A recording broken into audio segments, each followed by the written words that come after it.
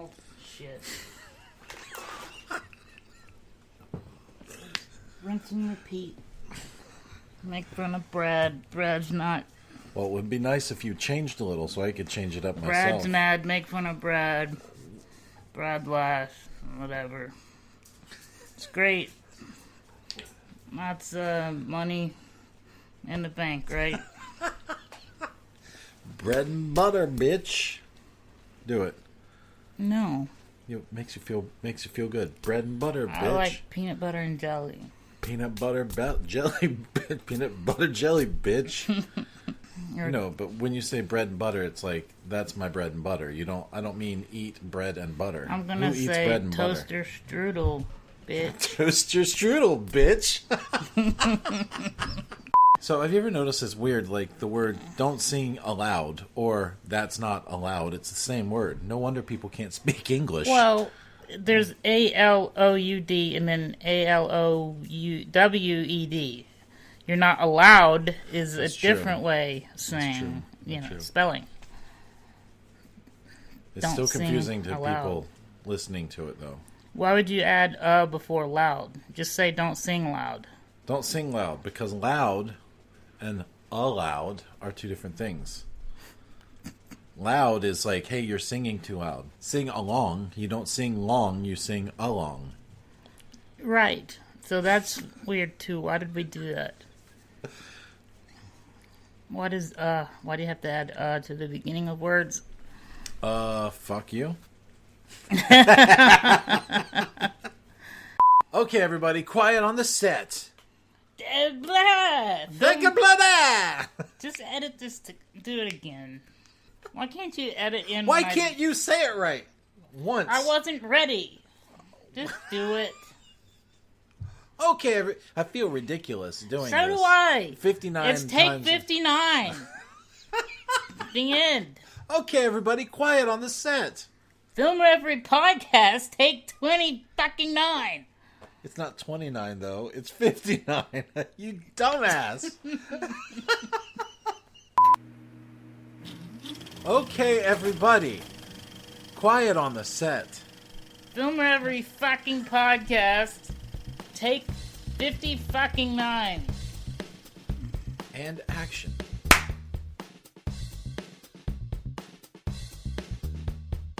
Hello, Film Reverie listeners. This is Michael Beckemeyer. And as always... I'm the balding Ewok, right? Yes. I just want to get that. Yeah, you still... I don't know what episode this is. I'm thinking it's 59, but I don't know. Yeah, it's 59. It's okay. 59. Yeah. Great. Yeah. So today we have... so we're interspersing a lot of our curriculum stuff where we're talking about filmmaking, and we're mixing it up with interviews. And today we have somebody who's been on our show before, but you never heard the interview.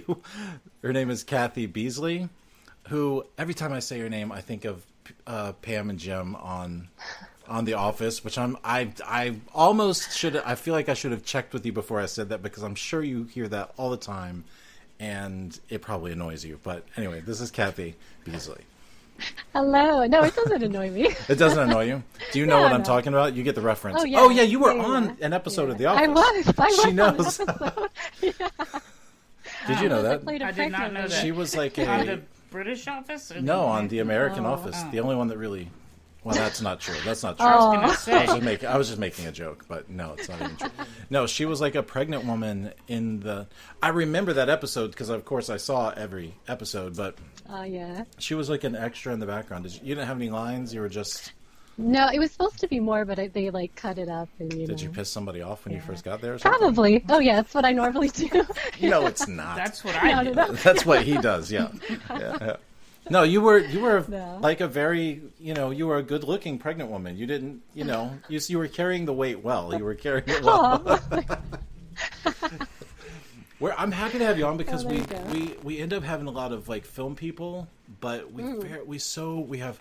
If you went back and look at all of our episodes, I'm going to say 95% of them are guys talking to guys, and we very rarely get female filmmakers on our show, just because I guess just because I know less of them and I come across less of them. But I'm so excited to talk to somebody who just has a different perspective or voice or different view on things. So yeah, there's a lot of us out there.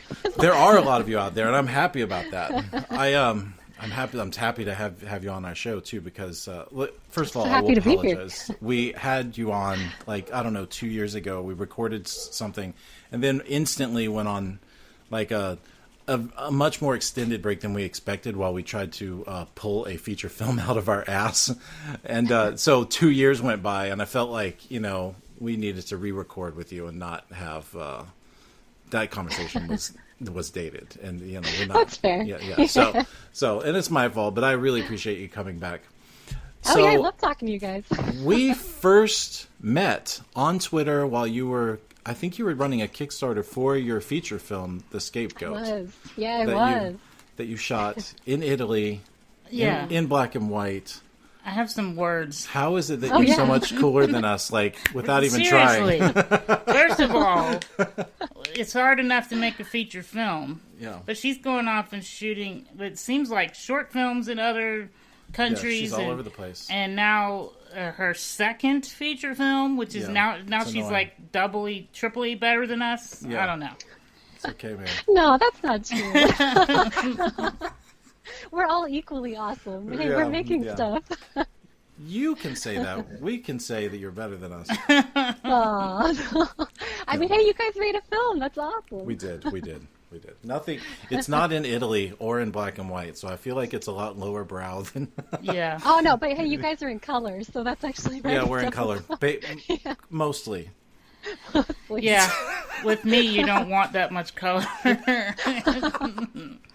So, talk about that a little bit. And I didn't realize until we talked last week sometime when you told me that was actually your second feature. It was, because my first one was a little embarrassing.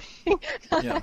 It was like me just going out and gonna make something. I raised. Of course. I had $7,000, and I thought, I was gonna be the next Tarantino. You poor thing. You only had $7,000. Yeah. The next Tarantino.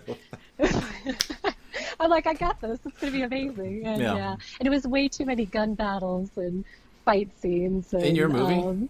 Oh yeah. You sent me a link. I'm gonna watch. Yeah, it. I didn't get to that point yet. Yeah. You could just fast forward to the very end, and there's a whole shoot 'em up battle. It's like Heat. Was it like Heat? I wish it was Heat? like Heat. I mean, Heat is amazing. Heat is amazing. I just rewatched that a couple months ago, and I'm just like it.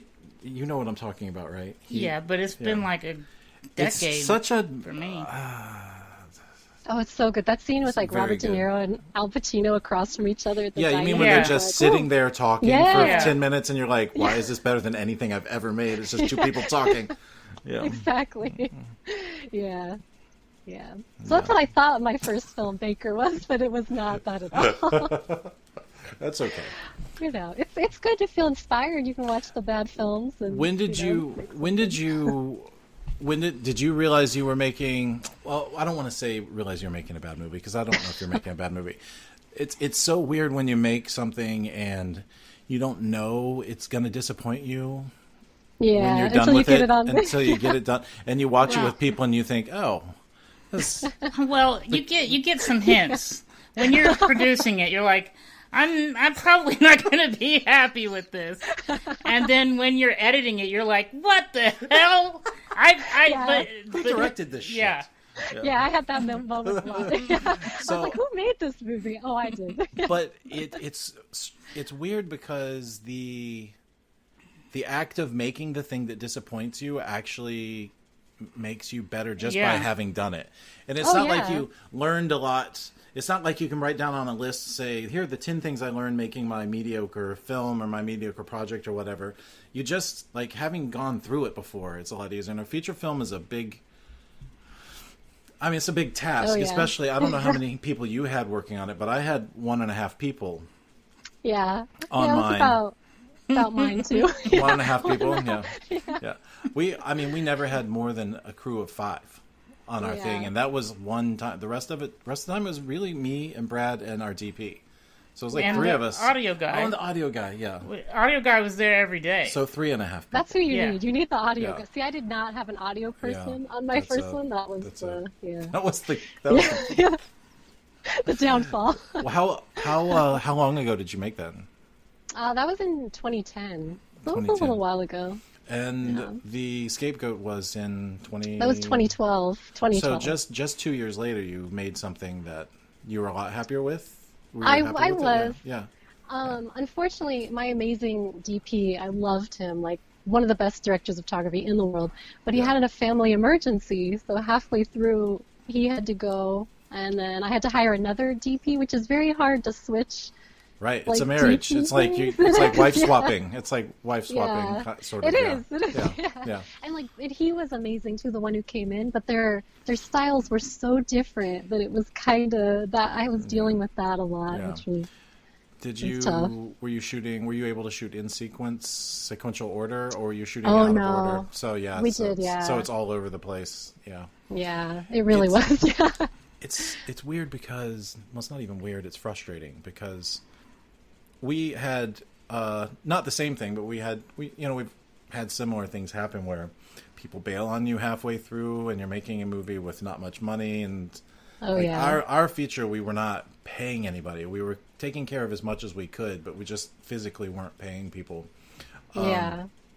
So if somebody shows up and didn't know their lines, I can't really yell at them. I'm just glad you're here. I know. I can be secretly judging you in the back of my mind, but I can't really. It's like I have to be aware of the fact that it's not everybody's love of their life like it is for my. It's not like your life passion to come work for free on my movie. But I know. Oh, it's not? What? No, I know. If you find anybody who feels as strongly about your project, he doesn't even feel as strongly about the projects that I do. I feel strongly about the ones we create together, but then the other ones, I'm like, I don't get it. Yeah. Well, that's fair. I mean, Yeah. It's nice that you help, though. Wait, did you guys write this last one together, or is it solely your? Okay. Yeah. We had to because we had no money, so we had to write a script that was designed to be very simple, or like a play. Yeah. The least amount of people and locations as possible, but still be good. Yeah. It's really pathetic and totally awkward. So he's the really pathetic, and I'm the totally awkward. Yeah. And he's only awkward because I'm in the room. Yeah. It's awkward that you're in the room. So it's really me. Yeah. It's all good. We wrote it together, and we've written things together, and it's weird. You have a co-writer you work with a lot of times, right? Ian? Ian? I do. Yeah, Ian Abadia. Yeah. He's really good with ideas. So we brainstorm, and then I write a lot. Yeah. So I've noticed that I'm a different writer when I'm working with Brad than I am when I'm working by myself, or when I'm working with someone else. He's the only one I've really ever consistently collaborated with over time. Like, not just on one thing and, hey, we sort of jotted this thing down together. I mean, we wrote that, but we've written other things together as well. And he's always been my, like, brainstorming partner. Anytime we wanted to come up with something, and he's like a genre expert, so I'm not, and I am not. So anytime I want to write something that's not just people having feelings, like a drama or something, I turn to Brad here. So I remember you walked in the room with an idea you just had. It was about shooting on the water or something. You're like, we can't do it, can we?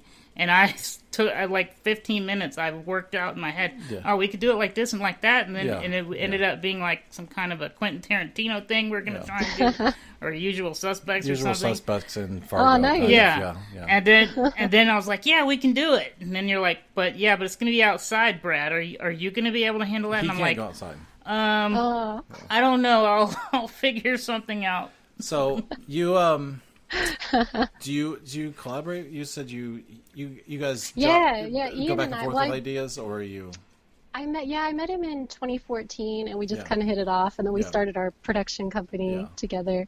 Globetrotting Productions. Yeah, there you go. But because they're in different areas of the world all the time. Well, he's from Australia originally, so. But we collaborated. We're actually working on a series, a comedic series. So it's mostly probably like you guys. We sit down and laugh about things and look up random things online. Yeah. But now, I mean, we actually have 4 episodes written. So Nice. at least we're doing some stuff. Yeah, our probably the best writing session we ever did was like this epic 6-hour over sushi where we just sat there and just like went through our script and we were rewriting. just, like, does this make you laugh? Does it like making each other laugh, and then whatever made everybody laugh is what went in the script. So yeah, it's fun. That's fun. That's when rewriting can be fun. Otherwise, it's like you question your meaning of your existence. You know, Yeah, sitting I there know. just, you know. So.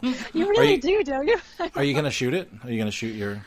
Yeah, well, we're kind of going back and forth with whether we should raise money and just shoot it ourselves. Uh-huh. Maybe make it a web series, like cut down the episodes. Yeah. Or we were trying to like sell it, but then of course we lose control, so it's like, I don't know.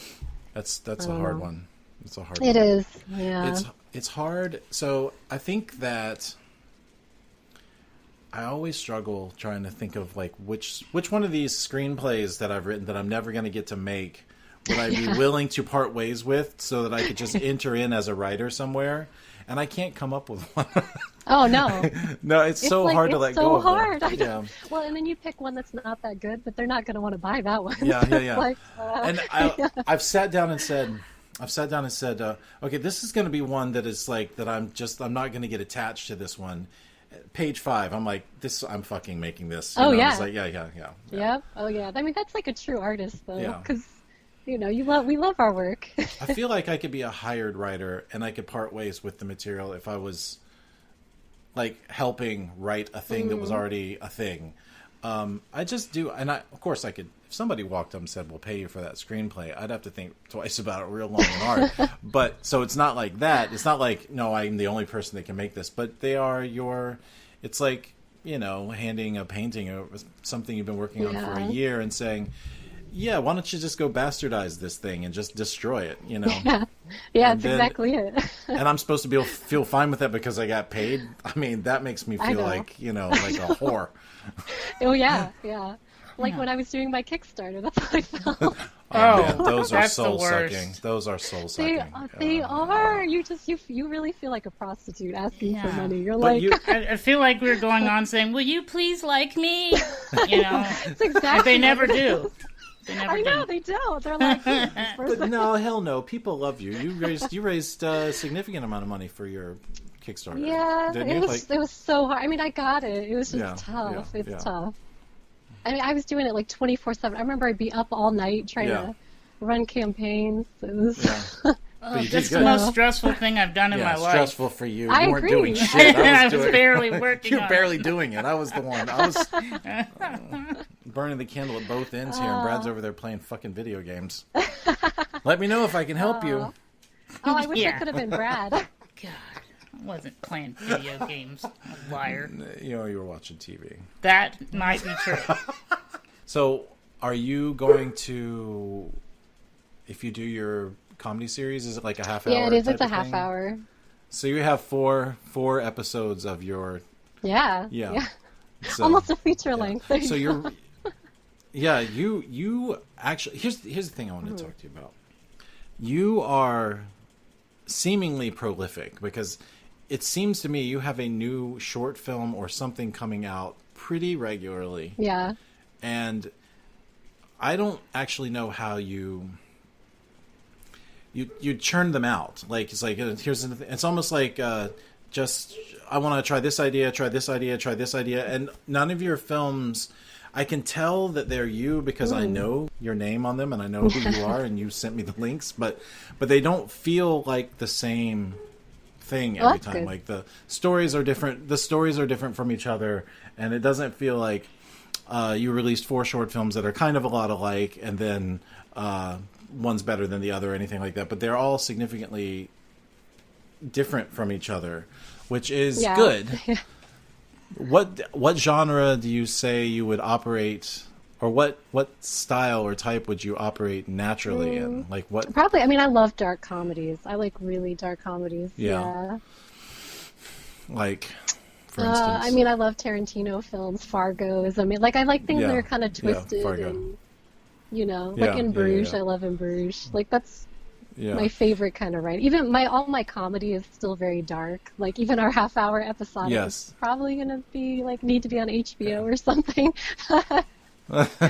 Yeah. Well, I mean, poor you. You're gonna need to be on HBO. I mean, yeah. Yeah. I wish. Yeah. Right? I think I liked the short film you sent us. I cannot remember the name of it. I think it's called City Nights.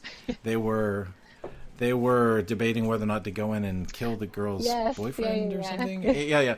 And it was like they didn't, and then at the end it was like, well, I didn't hear a gunshot, and it went to black. Yeah. But she did go. The ending, you piece of shit. I didn't. I just said I didn't hear a gunshot, so I don't know how it ended.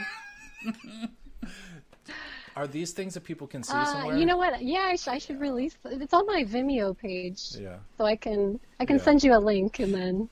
Oh, and part of it's on our webpage. Well, we have the link. Yeah. But what we should decide is what links you want us to have on your profile when we put this episode up. Yeah. Make sure that we know what all you want everyone to see, because we'll put that on there and tell everyone about it. Sounds good. So you like dark like if you were to sit down to write something right now, you're pretty certain it would just come out as a dark comedy. Yes, actually I'm writing a new script right now, and it's pretty dark. But it's also like funny, like it's strange and funny dark. Yeah. Did you see Sorry to Bother You earlier this year? No, I haven't. Is it good? Man. Sorry to bother. So Talk about good. dark comedy. It's also just a weird comedy, but it's got its dark tones. Okay, check it out. Check it out. Yeah. What about Black Klansman, which was not a dark comedy, but it was funny. It was funny. It was funny. Yeah. Yeah. You saw it. You saw it. It was good. Yeah. Sorry to Bother You was just. It's one of those things where if you have a weird sense of humor, you think it's funny. If you don't have a weird sense of humor, you think you're watching like a thriller. Oh, movie. okay. Sorry to bother you. Acid trip. Yeah. I'm gonna have to watch this. Is that kind of like that Man Bites Dog like that mockumentary? It's like a Belgian film. No. Tell me about Man Bites Dog. Tell me about Man Bites Dog. Well, it's hilarious if you're twisted, because he's a serial killer. But it's like a mockumentary of a serial killer. But there's parts where you're laughing, and they're like, "Should I be laughing? Am I a horrible human?" Like, you know. Do you hear her say she's a serial killer? Am I a horrible human? Yeah. It doesn't sound right coming out of her mouth. But it's amazing. You should check it out. It's amazing. What did you do for? Where did you start? What made you start making movies? Start telling stories?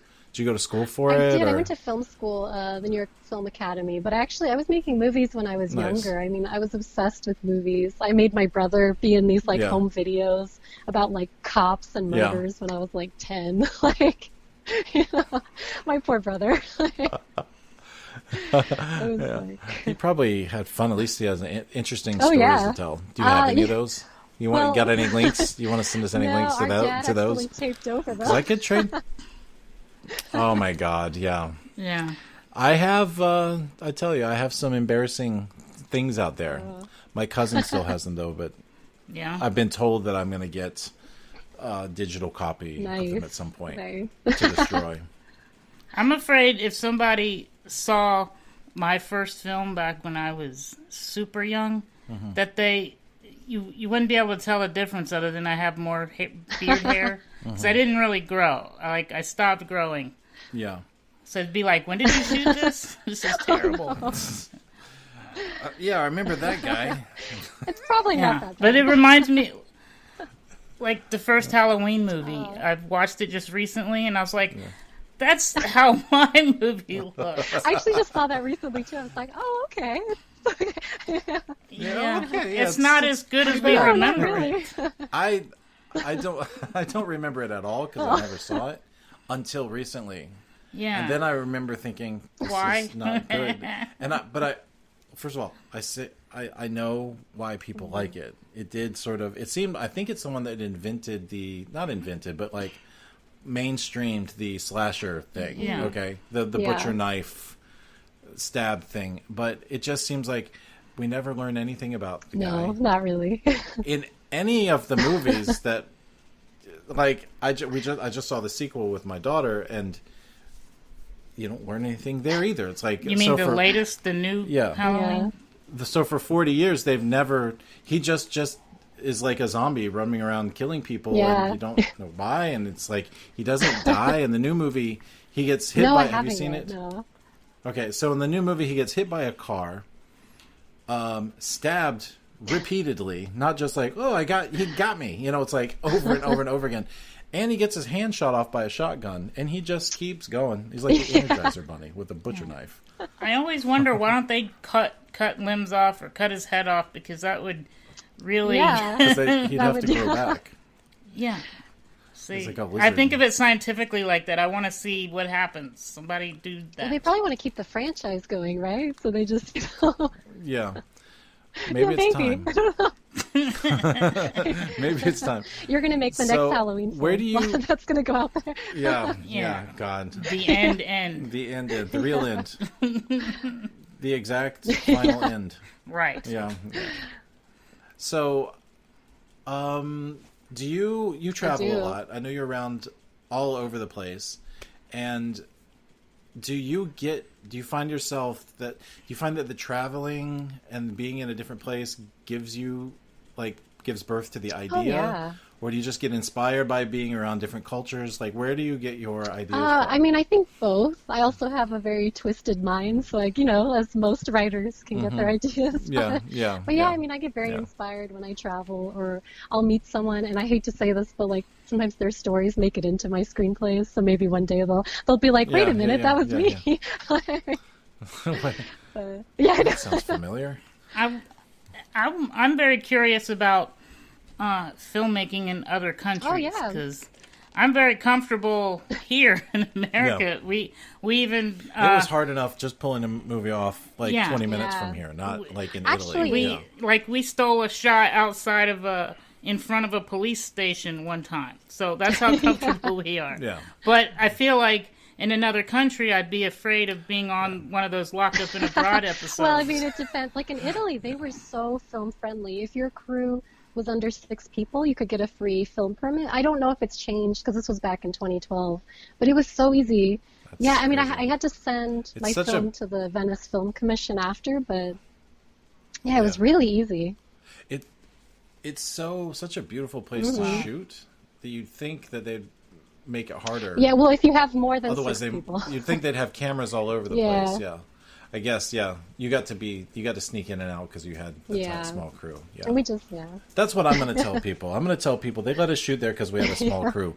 Not the truth, which was we were there and never asked anybody, and we're hoping desperately the whole time we didn't get caught. Well, one time I had to show the film permit. It was when we were in St. Mark's Square, because they were like, "Ooh, you're not supposed to sit down there." So they asked us, and we're like, "Oh, we're shooting a movie," and we showed the permit. And they're like, "Oh, okay, then that's fine." They were so nice, like very, very nice.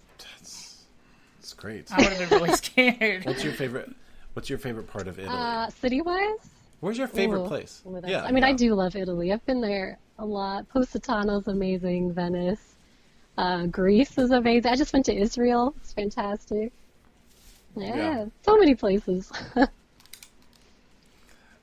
When did you start traveling? I was 20 when I first started traveling. I was working in film, other people's films, and I raised my money, and I just went to Europe for a month. And that kind of started it. I was 20 years old. When you were 20? It was a while ago. What the God, when I was 20, I still hadn't figured out what was wrong with me yet. Well, I mean, I'm still figuring that out. And what was wrong with me when I was 20 is that I was a writer and didn't know it yet. Yeah.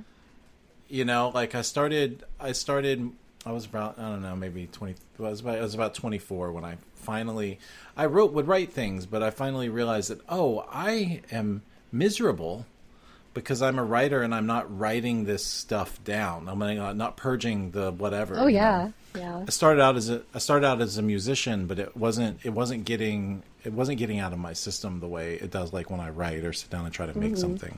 So I was like 24, but it must be. And I was the same way. I always loved movies, watching movies. Like I still wish I was Indiana Jones. Same with all me. that stuff when I was a little kid. Yeah, that's right. You have an Indiana Jones thing, don't you? Yeah. So I I never really thought of it as a job, Yeah.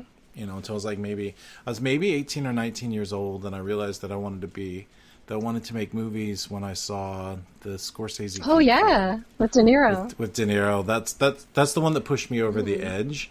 But I was still 19 and I didn't know anything. I thought I wanted to be an actor. It's really, I didn't want to be an actor. I wanted to, Yeah. you know. But so I fumbled around for a little while, and I must have been 22 or 23 when I actually started writing things. But Yeah, well, I was 24 when I wanted to be a filmmaker. I was writing since 16, Yeah. but I thought I wanted to be an actor also. So I was writing so I could act. yeah, And then I realized I don't really want Yeah. to be an actor. That's not my thing. yeah. But you're in some of the things you. I am because I make. know how to act, so it's like a necessity, I guess. Because I want to create my stories. And, Yeah. you know. So you posted recently, I think I saw it on Facebook, where you said you finally decided to start sharing some of your Yeah, work. yeah. And talk about that a little bit, because for me, when I make something, I always feel like it sounds kind of cheesy, but it's not really a film until it has an audience. You know what I mean? Like, is it really there? Because if I'm the only one that knows about it, I might as well have just been journaling Okay, yeah, the whole that's time. true. So, have you struggled with being maybe shy about showing people your things, or Yeah. making people watch something that you made, Yeah, or kind of. what's I like the both because yeah. you know, Yeah. I'm like, I don't want to be Yeah. like, hey, watch my awesome film, and they're like, that's not so Right, awesome. I know, yeah. Like I want my 2 hours of my life back, kind of thing. Yeah. So do you feel guilty about it or something, or do you feel like you look at I describe it as like looking at yourself in the mirror naked. You look at your film and you realize you see all the things. Oh, hello. Oh, there we go. Yeah, you see all the things that could be better about it. Yeah. You know, like, so is it like that? Yeah, it is. I mean, I'm very hard on my Yeah. work, but then other people see it and they're like, Yeah, oh no, that's yeah. really good. I'm like, oh, okay, I Yeah. guess. That's because I think that I tell my students all the time, you got to hate everything that you do so you can try to do better next Yeah. time. And I don't mean hate it. What I mean is you got to be like highly self-critical. Like, you can't walk around just like puffed up and what they would say in Pulp Fiction, to quote Tarantino, start sucking your own dick. Yeah. You know, it's like you just like look how great this is. Like, I don't do it on purpose, but you do. You have to think about what could be better about the Yeah. thing. And it is scary watching your film with somebody. Yeah. We just went through it in April. We did our was it April? It was April. Yes. We did a premiere of our feature with people, and it's It is. intimidating. It's intimidating. I mean, I've watched my 12-minute short film with people before, and that's nothing compared to the hour and a Yeah. half of wondering if people are even going to think your ridiculous jokes Yeah. are funny, or is it going to look bad or sound bad up there on the screen, and blah blah blah. All that, all that like imposter syndrome. Yeah. It's like imposter syndrome. It usually ends up being not as bad as you. Yes, Feared. that's true. That is true. I think. That is Yeah. very true. Well, I Yeah. think we're hardest Yeah. on ourselves, So- so you know. Yeah. Yeah. Yeah. So that's good. That's good. You've gotten good responses. I see people Oh. love you. Like, I pay them. No, I don't. I'm kidding. So you pay them. Yeah, you pay them. Yeah. Give me a good review. I think it's good that it's good. I think it does. I think it's good because the hardest, like, it is the last step of making something like that, is people seeing it and actually suffering through worrying about, are people going to like it or not. That's like actually part Yeah. of the process. Because over the years, I've found that the more I show my stuff to people and they don't like it or do like it or whatever, the less I care about that the next Yeah. time. And the more comfortable I am with, like, look, I made the exact thing I wanted to make. And if people don't like it, of course you want people to like it. So it's not like it's like, it didn't mean anything to me. But it doesn't have the impact. And whether people like it doesn't have the same impact. I don't start to believe the Yeah. buzz as much. the more I go through showing people things. It's like there was a point in time where I was just putting stuff out and just releasing it, and having it was almost good for me that people weren't saying anything. They were just kind of ignoring it because of the whole process of like, look, it doesn't matter. The next project is going to come, and they're not going to see or like that either. This is just keep going. And he realized, like Brad realizes, that I'm totally full of shit right now because I do go through panic attacks or like nobody gives a shit about the thing. Why is it? No, like put this out here. We spent hours and hours and hours and nobody gives a shit. Yeah. Like he's heard all of my nobody gives a shit speeches, but I'm way better about it now than I was 10 years ago. Or at least you don't tell me. I mean, I'm getting better. Yeah, Like now, I'm like, as long as we're happy with our work, that's really all that matters. We shouldn't. If someone doesn't like that's it, that's where I'm at. That's good. I've gotten there. That's all I really care about is if it's the quality, somewhere around the quality we wanted, and we roughly ended up where we were wanting, and then I'm happy with it, and I don't care what. Yeah, and I mean, hey, at least we made something, right? Yeah. That's the other thing I say to Brad, and I also say to myself is, look, you know, if they think they can do such a good job, why don't you fuck up and go do it, you know? Yeah. And when you do, and it's better than mine, I will sit down and I'll listen to you telling me about how to do it or what to care about. Yeah. And that's not me being an asshole. That's just me going, like, I can't sit around and worry about what everybody says. Yeah, that thinks, is very true. because it will eat you alive from the inside out. Yeah, it will. You just gotta separate that and keep doing your own work. You know? Yeah. And the feature film, seriously, I mean, being proud of a feature film that you made for like very little money or no money is like, it's like a test of will in and of itself. Being proud of the thing that you know is flawed from the, like, it takes me 30 seconds to start seeing things that I wish were different about our feature film that we are incredibly proud of because we know we fought for it, you know? And there are spots that we, like, it really sings exactly the way we want it to. And then there are other parts where it just, we notice that it's a little off-key, you know? But it's hard to summon the, like, gumption or whatever. It's like, okay, like, suck it up, man. Be proud of this. You got to put this out. You got to put it out there. But you have to because nobody else is going to if you don't. No, that is very true. And hopefully if we keep putting stuff out there, eventually they'll get tired of seeing us doing mediocre stuff and give us more money, right? Give us some more money. Yeah, that works. So you can make it a little more higher quality. So you said you're working on a feature? Another and a comedy series? Yes. So I'm always working. I mean, I finished another script for a short film I want to go shoot, hopefully early winter in the desert. And then I'm writing a feature. And we're working on a series, so always got to be working, right? Do you find yourself restless and you work, or do you get restless if you're not working? I think I get restless when I'm not working. Like, I mean, it's such a part of me that if I'm not creating, I feel like I'm kind of not doing anything. So. Yeah. That honestly, that's how it is with me. That's why I always... I mean, you're never doing anything. What are you talking about? You say that, but it really is, I'm working on like 10 different things. Don't look at me that way. I don't know what you're talking about. I always have things going on in my head. Yeah, well, that's sitting at the computer. What good does that do anybody if it's in your head? You're just thinking them out, you know, the thought process. You can write in your head. Oh, yeah. I make notes on my phone and outline, but I work it mostly out in my head. Yeah, well, pass your notes around to the actors and have them act those out. Yeah. That's great. Hold on. You have to store all of your ideas until you can get them That's written. True. Yeah. That okay, is true. So I'm just storing them. Just don't lose them. In my... Yeah. Tell me about the short film. You're doing something that was it AI, like an AI thing. I saw a trailer recently. Clones. Yeah. Well, it was just mostly about clones because I was the only person there, so I was going to play multiple characters. And I was like, I could do a film about clones. Yeah. So what's the That's concept? low budget filmmaking. What's the concept or premise or whatever? Well, it's kind of I'm always very fascinated with like if AIs have feelings or if when they don't know that they're not real. Because I have a feature I would love to make, but I need a little more money. But it's also dealing with that and just like Westworld like or the singularity. and just being like because what if somebody told you weren't real? Like how would that affect you? And Because I mean, I believe they Yeah. think they are.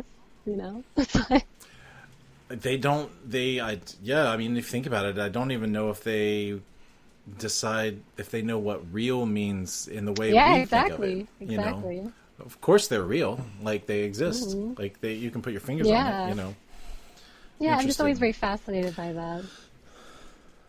You know, I think that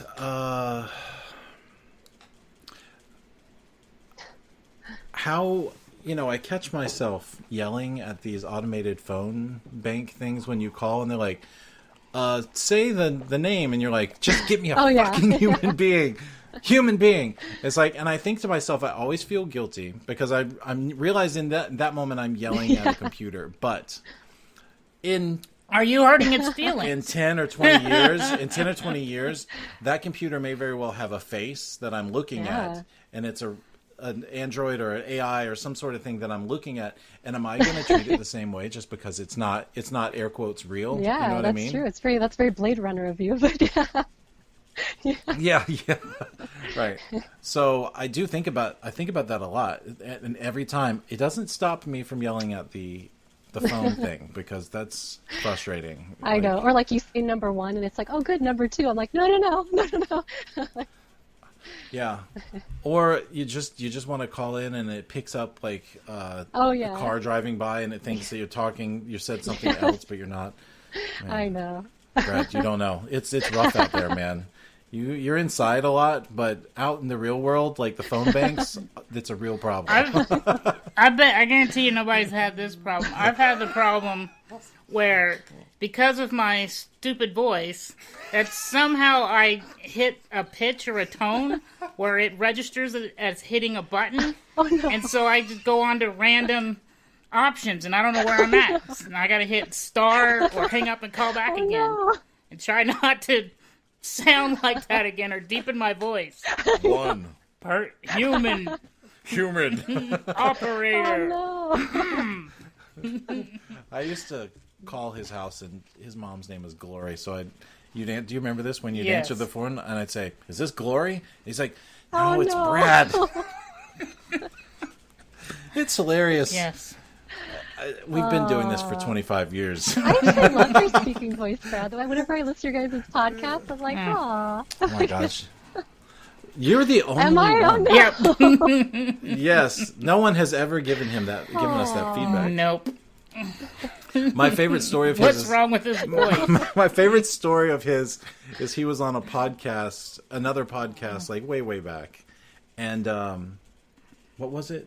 It I was think it was Uplay, a video game podcast. and somebody chimed in and gave a comment in the comment sections like, "I love this podcast except the woman. I can't stand the woman. Oh, She's no. annoying." Yeah. And they're like, "There's no woman." He's like, "They're talking about me." Yeah. Aw. Yep. And it still happens That's so sad. just about every time I'm on the phone with No, you somebody. sound like a man. You don't sound like a woman. Will you marry me? That's all I need. You sound like a man. Marry me.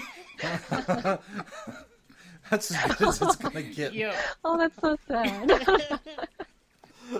It said you're a sad little man. Ewok, yeah. Ewok.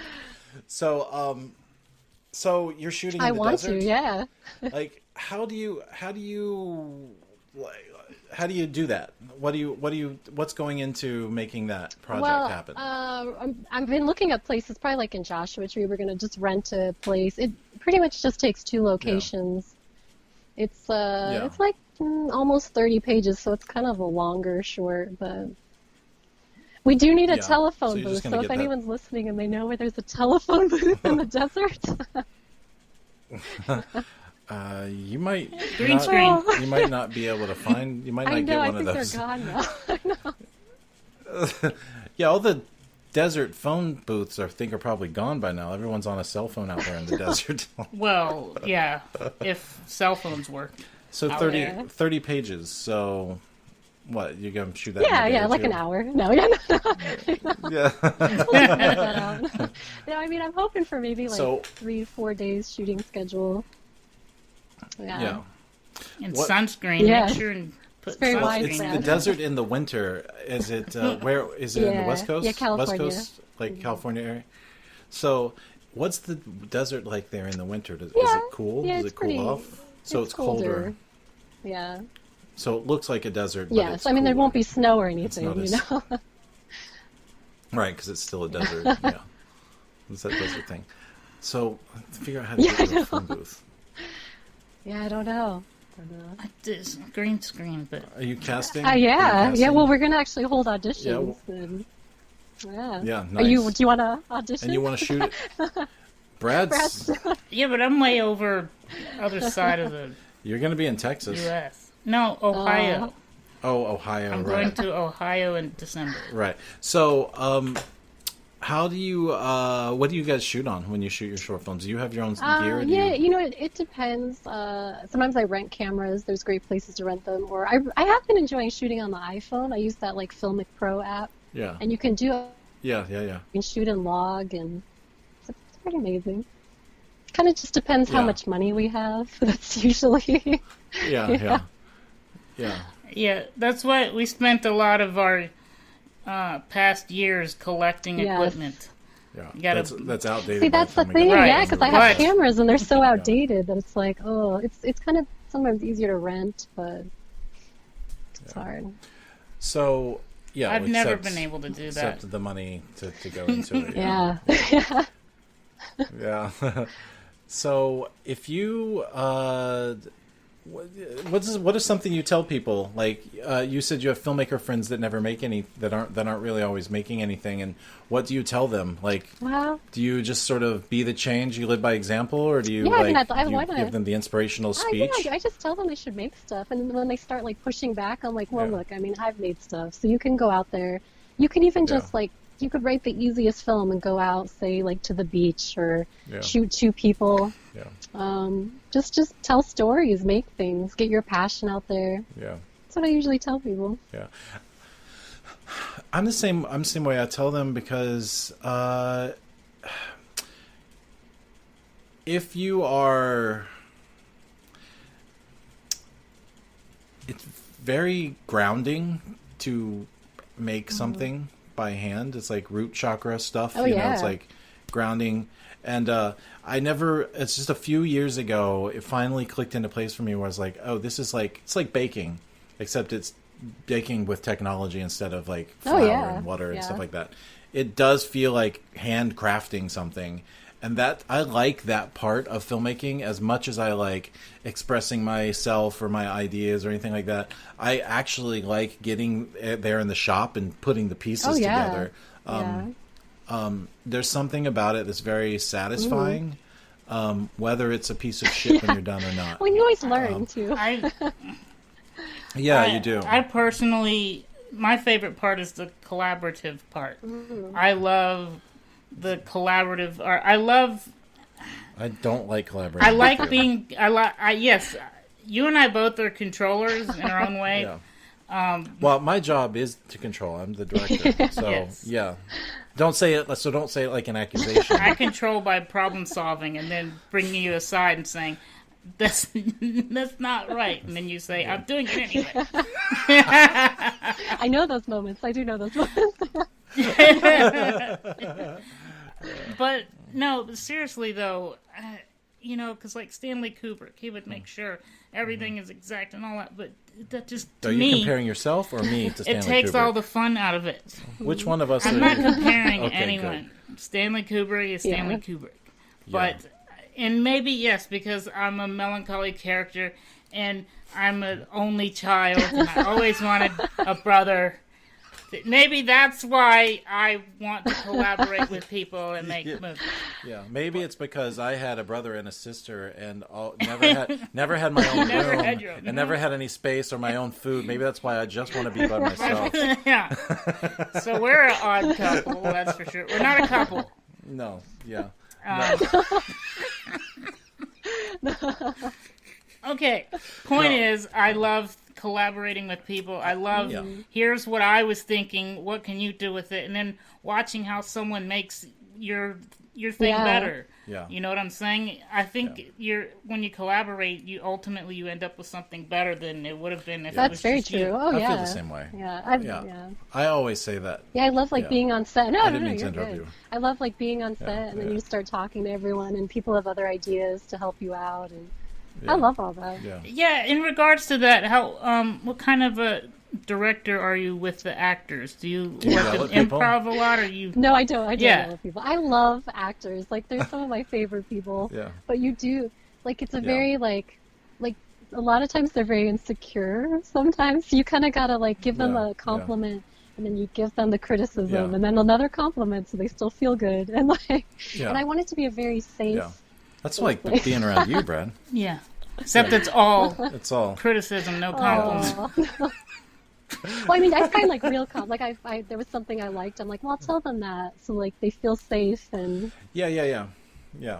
It is hard, especially any time you're giving anybody feedback. You've got to. I find that sometimes it's hard to find the one thing you liked, so you can start with the positive, because sometimes things are just a total train wreck. But you find there's a way to spoonful of sugar. Yeah, exactly.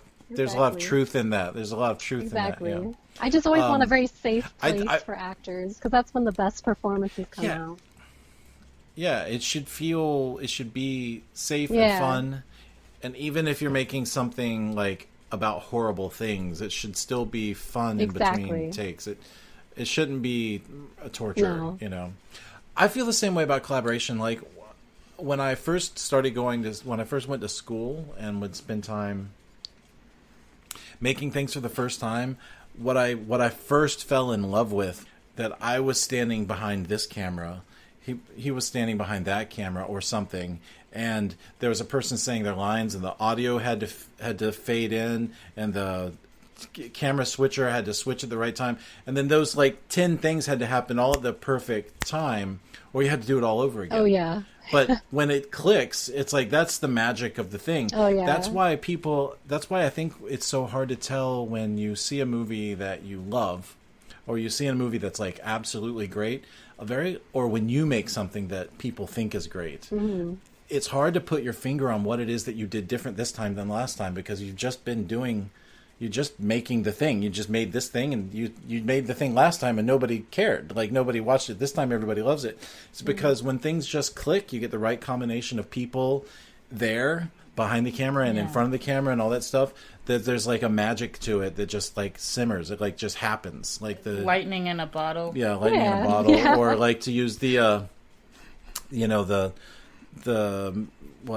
quantum physics things, the right vibration is emanating from the thing, and it's everybody just clicked. And then you can always tell when something was bad, why it was bad. You can that sucked, but when something's good, it's hard to put your finger on a lot of times, because it just it's just blessed. Something's just blessed about it from the start. That is true. And it sucks, because you get you only get and you might not even get a whole project that's like that. You might get one scene. I know, yeah, and you're it sucks, because it's like that commercial where they say, don't ever fly first class because it ruins flying in coach forever. And then Sofia Vergara says, never marry Joe Manganiello because he ruins men forever. Yeah. And so Yeah. Don't ever make your best film, because then everything else will suck. Yeah. So why even try? Why try? Is the point. Yeah. It's just very depressing all of a sudden. That's what Brad does. So, do you have a website? Well, I have our globetrottingproductions.com website. Yeah. Mm-hmm. Do you have links to things there? Their trailers Or are on there, but I can Yeah. I have a Vimeo page of my work. Right, okay.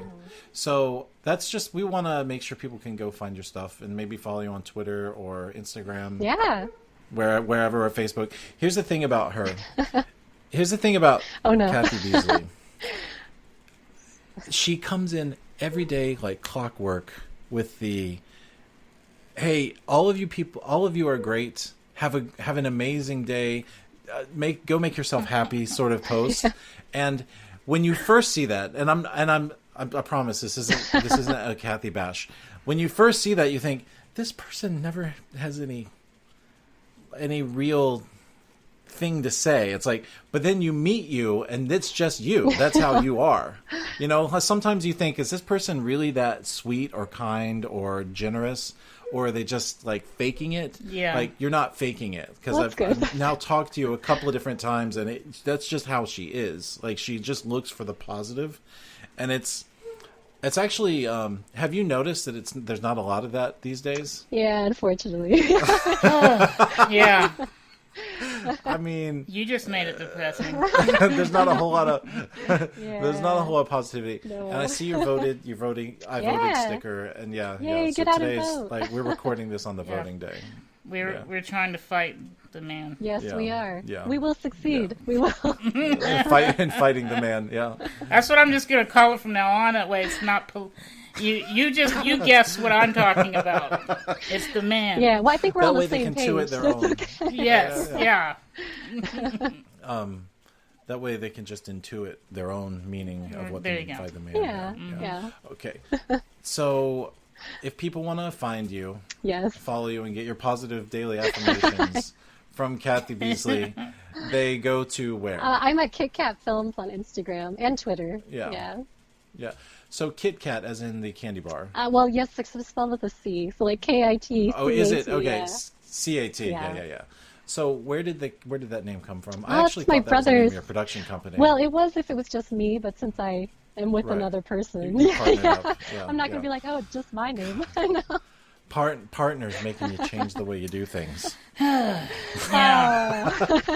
I love Ian. I'm going to give a shout out to Ian because he's awesome. Okay. So Kit Kat Films on Twitter and Instagram. Yes, yeah. It's just my Facebook? nickname. On Facebook, and it's Facebook- Cathy Beasley.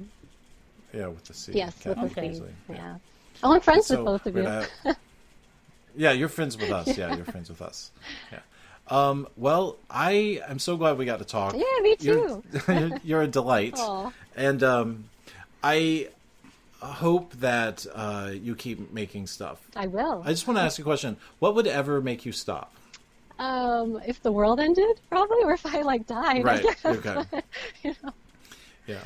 So I nothing. feel like even if the world ended, Yeah. we'd still be making. Yeah. We'd come back We'd from- we'd have something to say about what's going on. Well, Yeah. the world would be over. We would not be here. You could still make. We could be Film like somehow. the last We'd figure people out a left. way. Yeah. We'd figure out a way from the spirit realm to get in here and make movies. Okay, how about the three of us will like find each other and we're gonna make We'll films. find Yes. each other, yeah. In the astral realm, yeah. We'll make films. Yeah, I feel the same way. I feel very Yeah. and it's not even it's like an epic stubbornness. I call it epic stubbornness. But I feel I don't even derive any pleasure out of saying I will never stop, because it is a lot of work. It is. I don't sleep much. I don't get a lot of satisfaction. No. My satisfaction, it's like pleasure delaying. It's like every 2 year or two I get something done Yeah. that I feel good about, and then like the next day I'm on to something else. So it's like I'm perpetuating my own misery. Oh, I know. I'm there with you. I know. Yeah. It's good. Yeah, it's good. Well, if you're ever in Orlando, Yeah. I know of a cool coffee shop where we could go and have the same exact conversation in person. I would love that. Let's do it. Yeah. You travel a lot, so do. I'm sure you must lay over in Orlando every now and then. I We're like do, a hub, yeah. you know? Yeah, you are. Yeah, Next time. okay. Next time. Yeah. Next time. Okay, cool. Well, that's it for this time. If you want to find us, he's Balding Ewok. You. Yep. Yeah, Balding Ewok at Instagram, Twitter. Yeah, all that. I'm Becca Meyer. If you want to send us an email, it's at Film Reverie filmreveryepodcast at gmail.com. And we will see you again next week. Word. Peace out. The end. Man. Always force me to say the end. All right.